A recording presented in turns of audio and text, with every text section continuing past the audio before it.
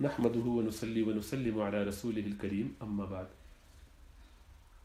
اللہ کے رسول صلی اللہ علیہ وسلم نے ایک حدیث میں بیان فرمایا کہ انسان کے لیے، مرد کے لیے سب سے بڑا فتنہ اس کی بیوی ہے. تو بھی فتنہ سب سے زیادہ ضرر رساں فتنے کی حیثیت سے یا قرآن میں اللہ سبحانہ وتعالیٰ نے فرمایا کہ تمہاری بیویاں اور تمہاری اولادیں تمہارے لیے تمہارے دشمن ہیں، ان میں سے بعض تمہارے دشمن ہیں. عدو لکم ان من ازواجکم واولادکم عدو لکم فاحذروہم، ان سے محتاط رہو. اور فرمایا کہ تمہاری ازواج تمہارے لیے فتنہ ہے. یہ اور بیویاں مردوں کے لیے فتنہ ہے، فتنہ. اب سوال ہے کہ عورتیں اتنی بری کیوں سمجھی جاتی ہیں شریعت میں؟ کیا بری سمجھی جاتی ہے؟ جواب لیکن نہیں، بری نہیں سمجھی جاتی. فتنے کا مطلب برا نہیں ہوتا، فتنے کا مطلب ہوتا ہے امتحان. امتحان ہے. اور اللہ نے مرد کے لیے عورت کو مزین کیا ہے، مرد کی کمزوری بنایا ہے، اس کی ضرورت بنایا ہے. اسی لیے دنیا میں مرد وہ واحد ذات ہے، پہلے تو اس کے علاوہ عورت ہی رہ گئی، کہ جو اپنا مال لٹانے کے لیے تیار ہوتا ہے، اپنی ہر چیز لٹانے کے لیے تیار ہوتا ہے عورت کے پیچھے. کہ اس کی ضرورت پوری کرنے کے لیے اگر عورت تیار رہتی ہے تو یہ سب کچھ کرنے پہ تیار رہتا ہے. دو سکون کی باتیں، کچھ وقت سکون کا، یہ اتنا ہی چاہتا ہے. بالغ ہوتے ہی وہ کمائی شروع کر دیتا ہے اسی سوچ سے کہ میں گھر بنا لوں. گھر کسی نے اپنے تھوڑی بنا رہا ہے، یہاں پہ پڑھا ہوا وہیں پڑھ پائے.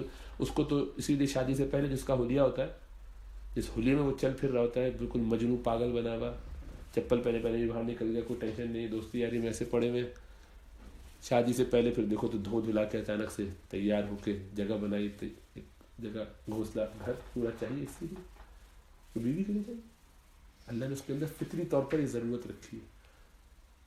تو اس کا ہر راستہ اس کے مرد کے لیے یہیں سے جاتا ہے، یہ اس کی ضرورت ہے.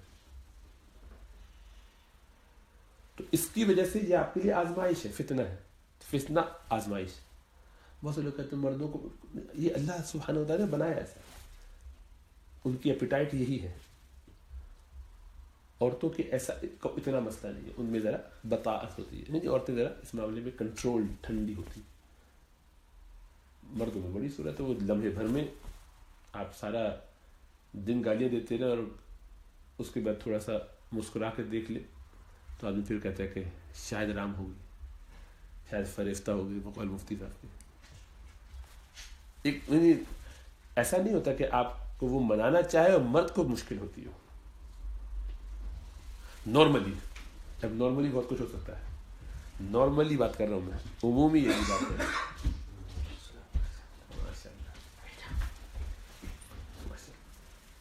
تو اللہ سبحانہ وتعالیٰ نے یہ مرد میں اس بارے، تو اس کے لیے عورت ہمیشہ آزمائش بنے گی کہ اس کو وہ اپیل کرے، کسی بھی بہانے سے اپنے کام میں لگائے. اور اس سے کبھی کبھی دشمنی بھی کرتی. دشمنی کس طور پہ کرتی ہے؟ اس کے پیچھے ایک بیک گراؤنڈ ہے. جو آیت نازل ہوئی تھی تفسیر ابن کثیر وغیرہ میں بھی آئی ہے یہ روایت، اور صحیح ہے یہ.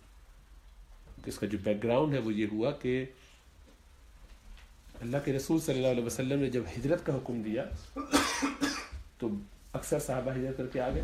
بعض صحابہ آنے لگے، اور یہ مرد حضرات آئے تھے کیونکہ تکلیفیں مردوں کو ہو رہی تھی، مار پٹائی آزاد عورتوں کو نہیں ہوئی.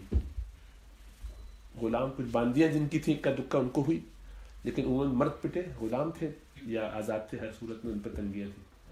تو مشکلات تو ان کو، تو ہجرت تو ان کو کرنی تھی. تو مرد حضرات ہجرت کرتے جاتے تھے، بیوی بچوں کو چھوڑ دیتے تھے. جو ساتھ لے جا سکتے تھے ایسے کم ہی تھے. تو اکثر چلے گئے. جن کو موقع نہیں ملا ان کی بیوی بچوں نے رونا شروع کر دیا. یعنی موقع تو ان کو ملا، وہ جانا چاہ رہے تھے، وہ رونے لگے کہ نہیں آپ ہمیں چھوڑ کے نہیں جائیں، ہم بھی آپ کے ساتھ جائیں گے. مصیبت، ایک کہانی شور بچ گیا. تو اتنا انہوں نے رونا دھونا کیا، اتنی پریشانی کا اظہار کیا کہ یہ پھر پیچھے رک گئے.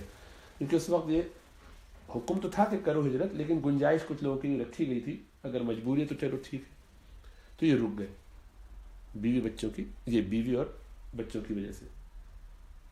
پھر جب حالات بہتر ہوئے، فتح مکہ ہو گیا، اب اللہ کے رسول صلی اللہ علیہ وسلم دوبارہ مدینہ گئے، تو اب یہ لوگ ہجرت کر کے پوری فیملی سبھی لوگ آ گئے. وہاں آ کے دیکھا تو یہ تقریباً 8-9 سال ہو چکے ہیں. اتنے سالوں میں یا 7-8 سال ہو چکے ہیں، کچھ حدیبیہ کے بعد بھی آ گئے. تو ان کو جب امن ہو گیا، لڑائی ختم ہو گئی، تو اتنے 5-6 سالوں میں دیکھا ہم جہاں تھے وہیں کے وہیں رہے، کوئی بنیادی چیزیں سیکھی تھی. یہ صحابہ کو دیکھو یہ کہاں سے کہاں پہنچ گئے. ظاہر بات ہے 6-8 سال میں انہوں نے رسول اللہ صلی اللہ علیہ وسلم کی صحبت میں کتنا کچھ سیکھا ہوگا. تو سب بڑے بڑے فقیہ اور امام بن گئے. اور اتنا قرآن نازل ہوا، وہ ان کو پہنچ بھی جاتا ہو تو ظاہر بات ہے کبھی کبھی پہنچ رہا ہے، اتنی تفصیل سے سمجھ میں نہیں آ رہا، ڈائریکٹ رسول اللہ صلی اللہ علیہ وسلم کی مجلسوں میں نہیں آ رہا ہے. آپ دور ہو گئے تو دور ہو گئے، وہ جو ریگولر کلاس میں آ رہا ہے وہ ظاہر بات ہے اس کو فائدہ ہوگا. تو وہ تو ان کو اندر سے بڑی ایک تکلیف بھی ہوئی، پریشانی بھی ہوئی، افسوس ہوا. یعنی کوئی جیلسی والی نہیں، بلکہ یہ غبطہ کہ اللہ نے ان کو قابل رشک بنایا. یہ تو چلو ان پر سب پہنچ گئے، ہم کتنا پیچھے رہ گئے، نقصان ہو گیا ہمارا. ہم بھی ہجرت کر کے جانا چاہتے تھے، ہماری گھر والوں نے جانے نہیں دیا. تو اس پریشانی کے اظہار میں انہوں نے کچھ لوگوں نے ان میں سے قسم کھائی. غصہ قسم تو نہیں، یعنی کہ اشتعال ان کو آیا، ان کا آج گھر جا کے بیوی بچوں کی پٹائی جائے، آج ان سے بات چیت چھوڑ دی یا غصہ کر دیا، انہوں نے مروا دیا ہم. یعنی مطلب اس طرح کے ان کے خیالات پیدا ہوئے کہ ان کی وجہ سے ہم دین میں پیچھے ہو گئے. تو اللہ سبحانہ وتعالیٰ نے قرآن میں بتایا کہ ہاں ایسا ہے کہ یہ وقتی طور پر اس طرح کی دشمنی اولاد کی محبت، بیوی کی محبت کروا دیتی ہے.